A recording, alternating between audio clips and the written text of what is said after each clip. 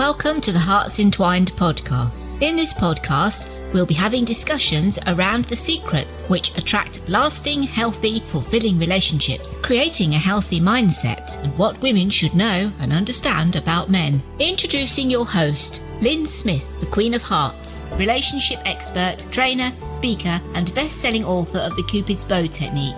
Lyn's mission is to have a positive impact in reducing divorce, domestic violence, and suicide. Welcome to the HEARTS Entwined podcast. This is your host, Lyn Smith, the Queen of Hearts. And today, listeners, I've got returning guest, Stephany Ann. She's a speaker, author, and attorney. And in the previous episode, we were talking about what is narcissistic abuse. And we're doing a part 2 this time because we didn't get to the meat of it, basically. And so we're doing the part 2 of 2 episodes. So if you haven't listened to the first part, go and listen to that first, because this is a continuation from that conversation. In particular, looking at the cycle within narcissistic abuse. So welcome again, Stephany. Hi, Lyn. Thank you so much for having me again. You're very welcome. I thoroughly enjoyed the last conversation, but we didn't really manage to get through some of the great information that you were sharing because we ran out of time. So we're doing a part 2 today around the actual specific cycle that is involved around narcissistic abuse. So if we just do a little recap on the first couple of bits you covered in part 1, knowing that the listeners need to go back and listen to that first, and then continue on with the other parts to it, then we'll get stuck in. Yeah, sure. So yeah, just to remind the listeners, we were talking about narcissism. Narcissism is like a cake in a whole. We can't take some of those ingredients out and call it healthy narcissism. It is the whole of a cake. It makes up a narcissist. It is a disordered personality. The cycle of narcissistic abuse is all about power and control. The first phase is the idealization. Then there's the devaluation with intermittent love bombing. And then there's the final discard. So what we didn't get to is the trauma bond and what this plays in the relationship with a narcissist. So trauma bond, what the heck is a trauma bond? Well, I think most people know what Stockholm Syndrome is. When you hear these big sensational cases on TV where, say, someone was kidnapped and now they don't want to press charges. They've actually fallen in love. They want to get married and they actually have a baby together. That is called Stockholm Syndrome. And in this context, you're talking about the victim falling in love with the kidnapper. Yes, absolutely. Yes. And so similarly, with Stockholm Syndrome, that was a trauma bond. A trauma bond in a narcissistic relationship is when you have all this intermittent reinforcement you have with the negative. So we talked about the devaluation stage where they come in and they start criticizing you. The mask has come off. They insult you. They criticize you. They bring you down. The manipulation happens. The gaslighting happens. All this power and control to get you to respond. But then in another moment, they are wonderful. They are love bombing you with attention and with gifts or whatever it is that they're doing. And so when you have the devaluation with intermittent love bombing, it's very confusing. You have these unpredictable rewards and these random acts of kindness and affection followed by unpredictable mean behavior. That creates a trauma bond. And I like to explain a trauma bond as well as like a drug addiction. So when someone first uses a drug, they get this really high dopamine release, all these chemicals. Maybe there's some oxytocin in there, throw in some endorphins, and you have this really high.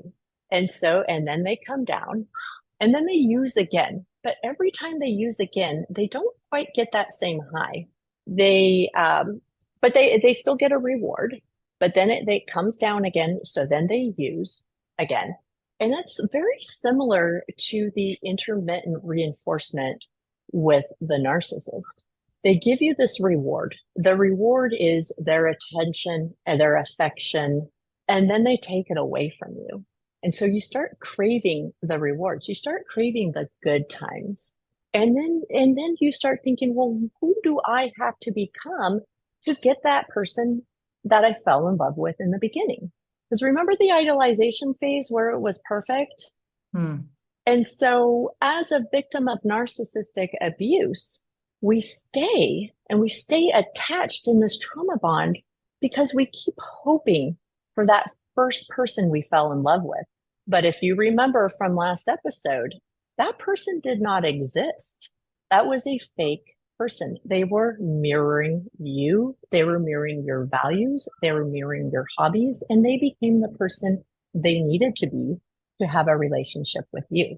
So that person does not exist, but the victim does not know that that person doesn't exist.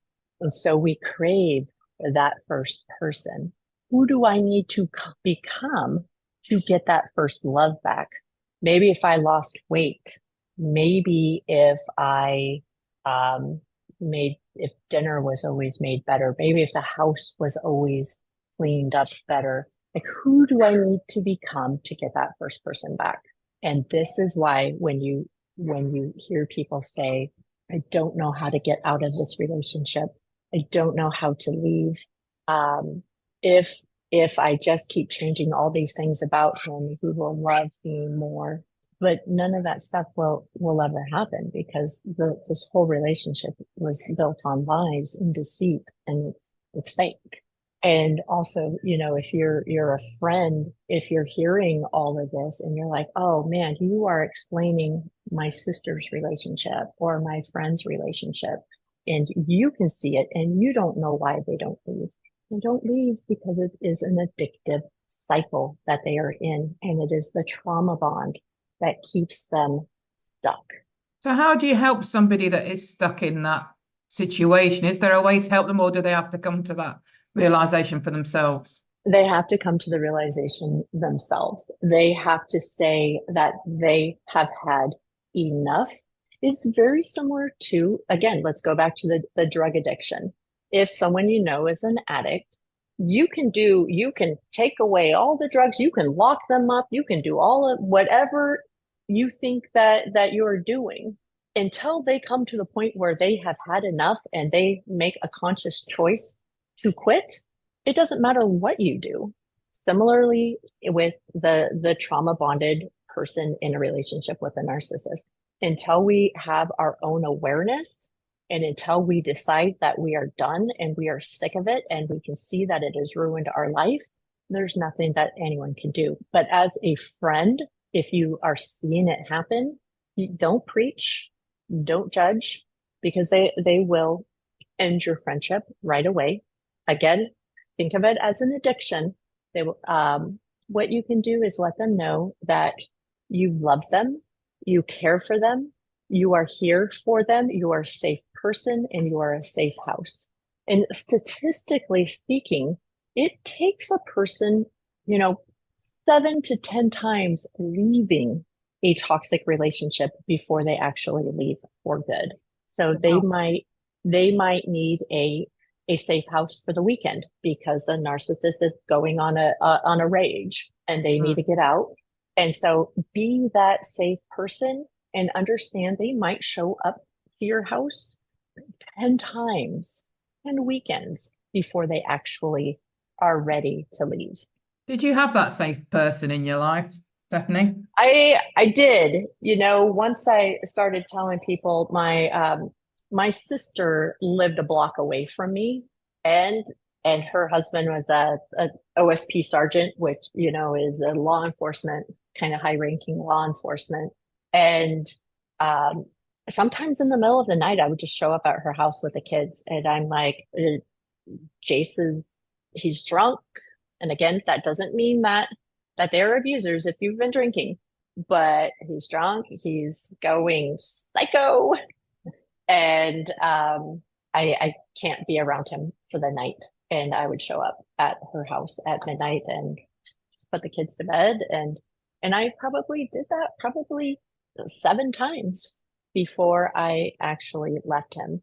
Because again, we internalize a lot of the narcissist behavior because they tell us it is us. They tell us, well, I would not be looking for other women and cheating if you weren't neglecting me. I didn't have a choice because you neglected me.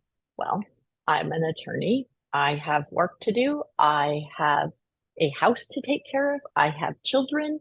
I have all these things that I cannot focus all my attention on you and your needs. But the difference is a healthy relationship. You would sit down and talk about it. Like, I feel like you're neglecting my feelings. You're neglecting me. Can we carve out some time where we can spend more time together? That's a healthy response. Yes. Narcissism, if you are with a narcissist, that never happens. They will just shift all the blame on you. Well, you weren't there. You were gone. This lady was available. I have needs. You weren't meeting my needs. And so what happened in your second relationship that was also in a different way, a narcissistic personality man? Did it take the same amount of time for you to become aware, or was that a lesser time period? Oh, thank God it was quicker. And so, with him, I was only married to him for 4 years and we were separated for about 2 of those years. So I really like to say it was only 2 years of hell and I learned my lessons much quicker. But, with him, our relationship started in 2019 and the idealization phase lasted for a good 9 months where he was wonderful. My family loved him. He passed the parent test. He passed the sergeant brother-in-law test. Remember, these people are very charming. And so my family loved him. And then we got married very quickly. We met, fell in love, got married within the same year. We got married in December 2019. Remember, the world shut down in March of 2020. Yes. And so it was so confusing because that is when he took his mask off. What a perfect time and opportunity to take the mask off, right? And so I did not know. It was so confusing because I did not know what was truly his behavior and what was just behavior in a response to 2020 and COVID and the world shutting down and all of this stuff. And so talk about cognitive dissonance. It was cognitive dissonance to a whole different level. Can you explain what cognitive dissonance is for those listeners that don't understand that word? Yes. So cognitive dissonance is the fog. It is when you have all this intermittent devaluation and love bombing and devaluation and love bombing. It is the gaslighting. It is the manipulation, the coercive control. It is the totality of all the devaluation that creates this fog where you don't know what is real, what is fake. In fact, in 2020, when most people started drinking because we were all home and had nothing else to do, I actually stopped drinking because I couldn't figure out what was going on. I'm like, how did this person who was so wonderful, so kind, so gentle, so loving, and so caring turn into a completely different person? He became mean. He became nasty. He became vindictive. He became all these things. And it was like, it's very confusing. And this is when you would hear people say, Dr. Jekyll, Mr. Hyde personalities. Which personality is going to present itself today? And who do I need to become today to get through the day in a peaceful way and to become this person that can get the person I fell in love with back? And so that cognitive dissonance is that fog that they create. I Where always you don't hear, really know what's real and what's not for yourself. exactly. Yeah. Yeah. You just, all the gaslighting, all the manipulation, it just makes you question your sanity. And then you feel like you are going crazy. And then they will reinforce that feeling by saying, you are crazy. Mm. What are you talking about? That didn't happen. And so I stopped drinking and I got out my journal and I started recording the day's events and things that happened because he would say that didn't happen that way, Stephany. And then I would go back to my journal. I'm like, no, that's how it happened. I'm not crazy. They call it the crazy making. Mm. And so, and then throw 2020 on there. It's like, woo, everything's crazy.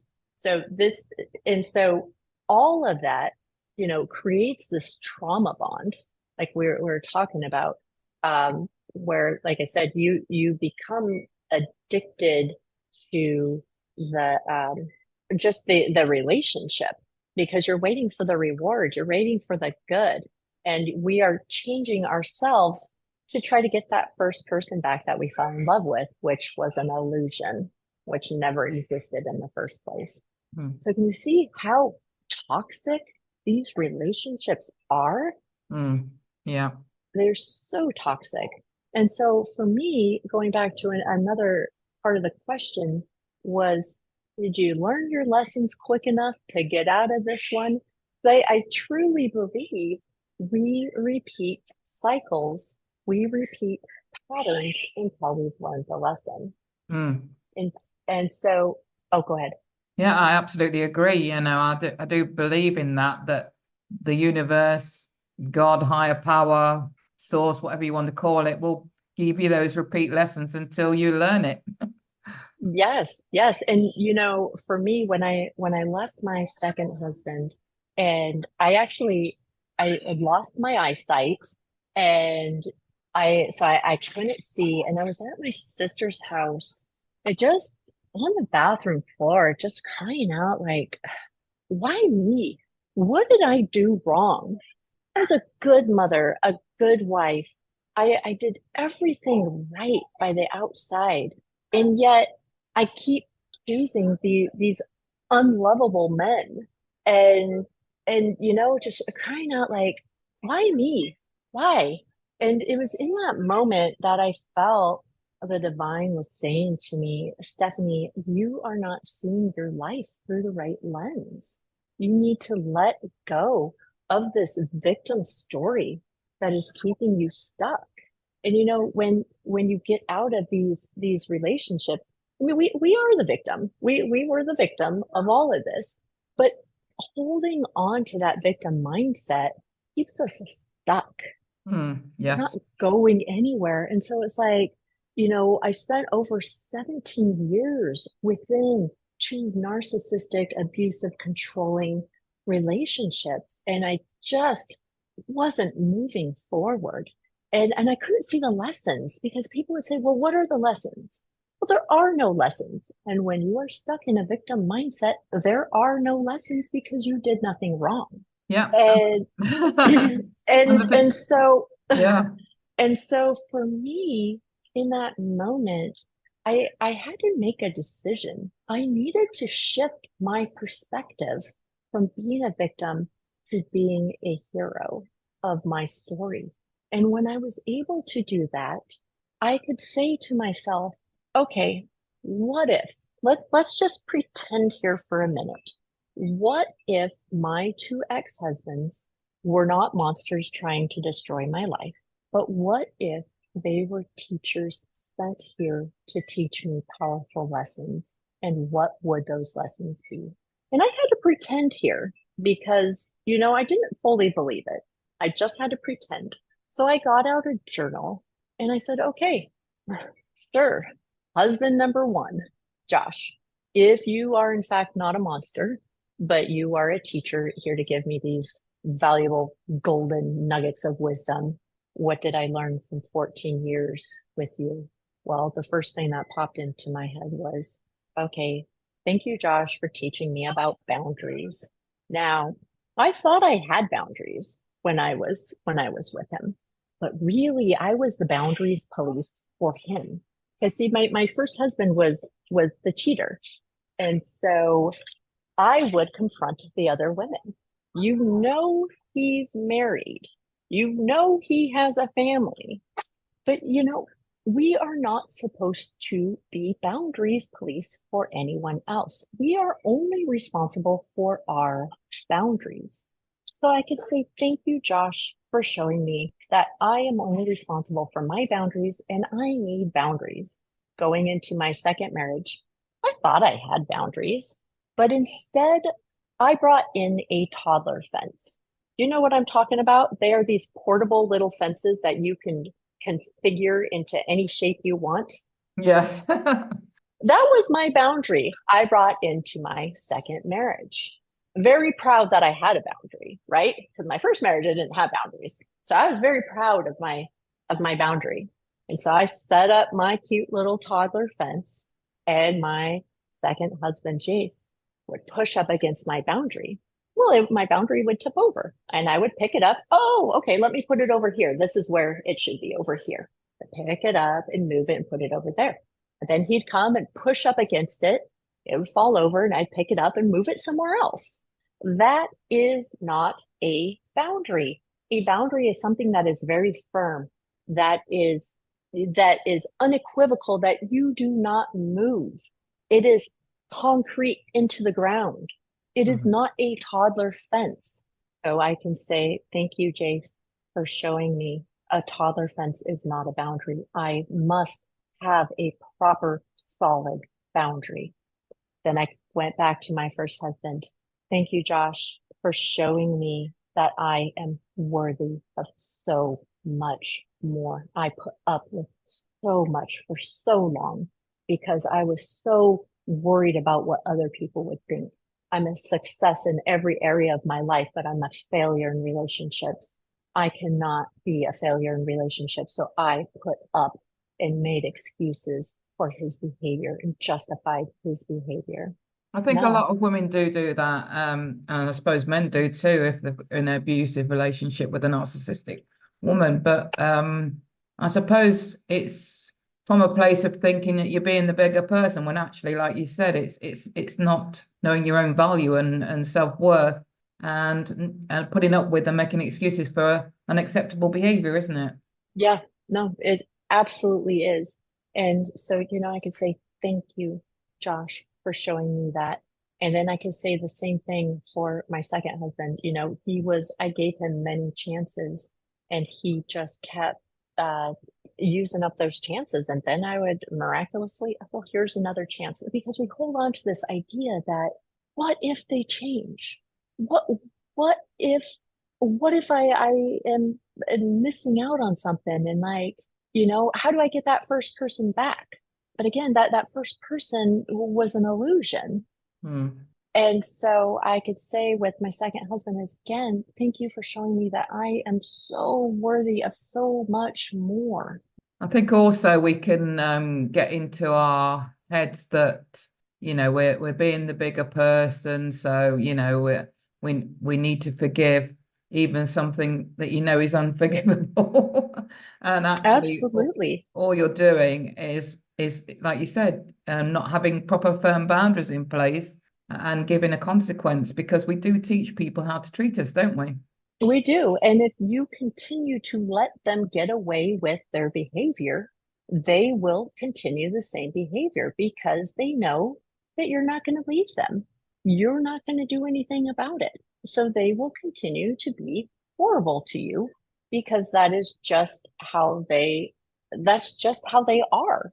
They're not going to change. Even if you see that they are working on themselves, let's say, you then start to believe that they are changing, and you then start to fall in love with the idea and romanticize the potential of what they could be in the future, don't we? You hit it home right there. And I would tell people with my second husband especially, I fell in love with his potential. We can see their potential. We know what they are capable of doing. And we fall in love with that future potential. Well, after 4 years of being with husband number 2, he was still in the same place. We were both still in the same place. We weren't growing and evolving as a couple. We were stagnant and in this horrible cycle. And so that is such a good statement for people to hear, because sometimes we think that they will change. They're showing us some signs of change, but they're really not. And this is how that it is all fake as well, is because when you do leave them, like, I left my second husband about 7 times. They love bomb you back. Mhm. Okay, fine, I'll go to rehab. I'll do this. And you know what? He did. But he didn't do it for himself.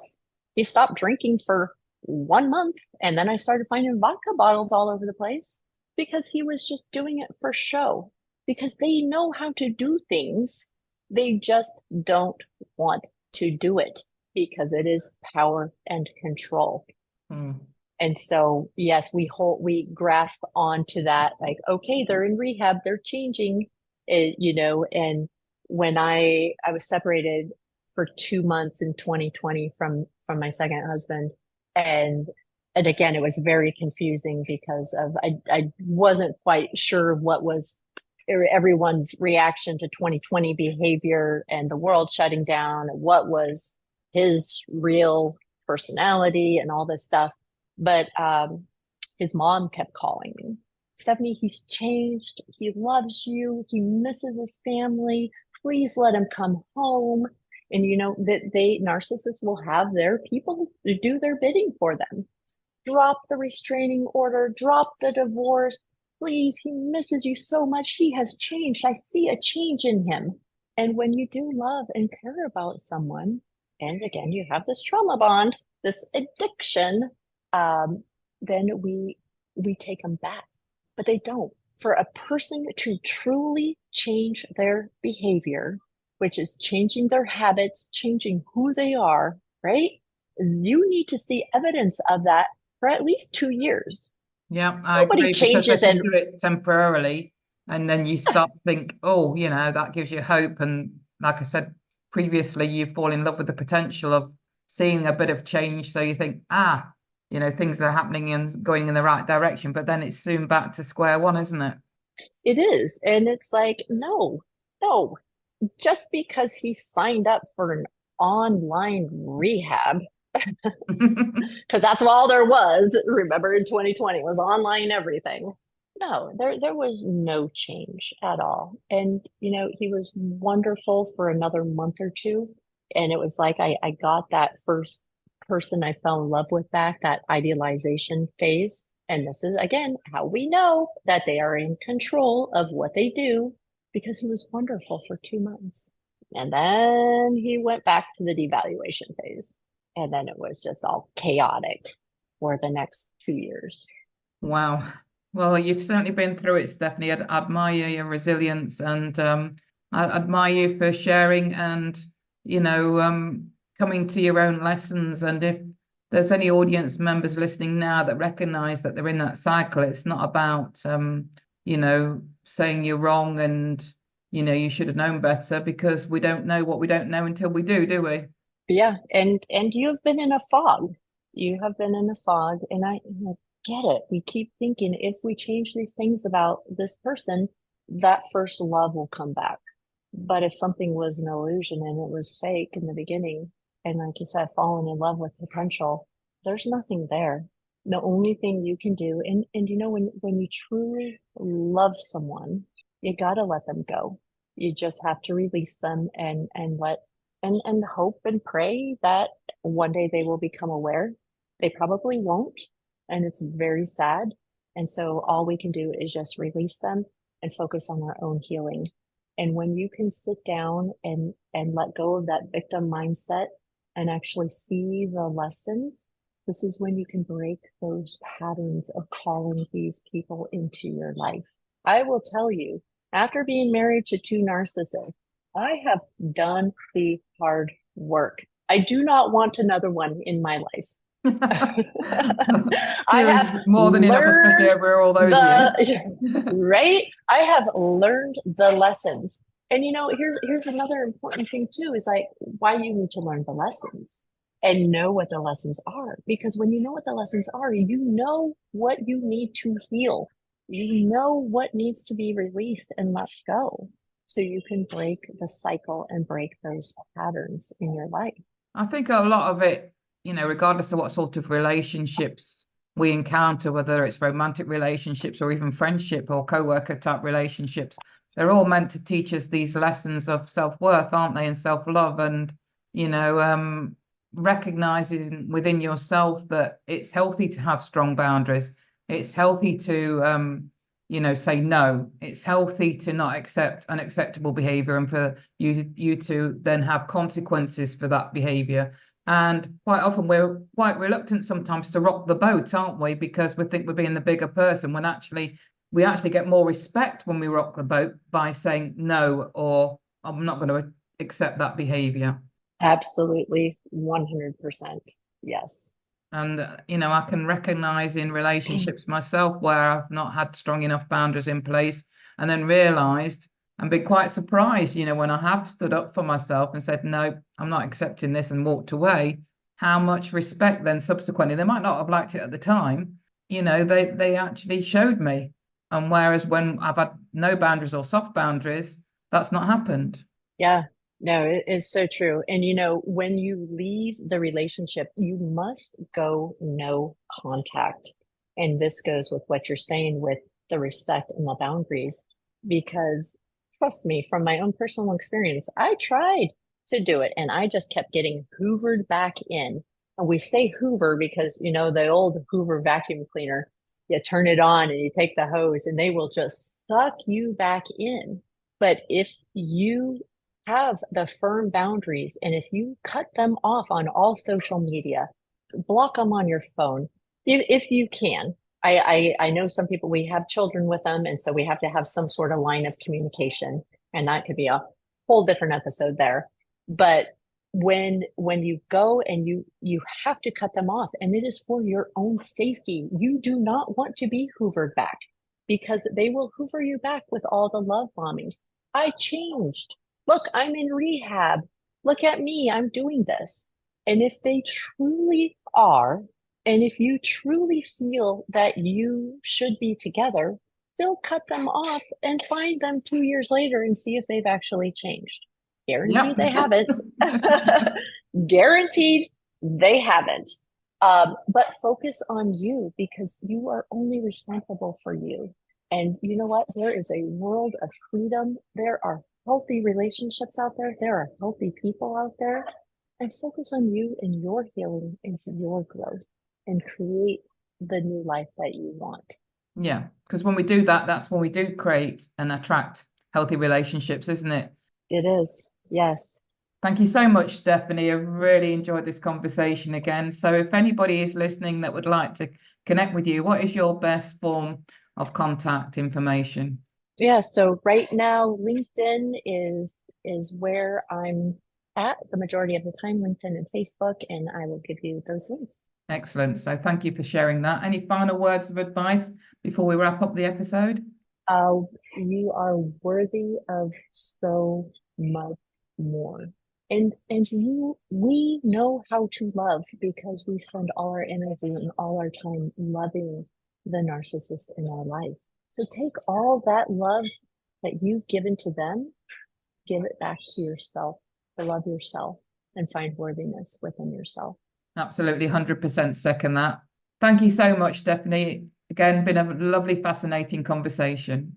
Thank you so much for having me on your show again. My pleasure.